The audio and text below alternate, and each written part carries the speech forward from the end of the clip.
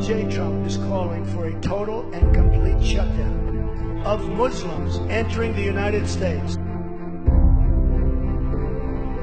So if you have people coming out of mosques with hatred and with death in their eyes and on their minds, we're going to have to do something, Jack.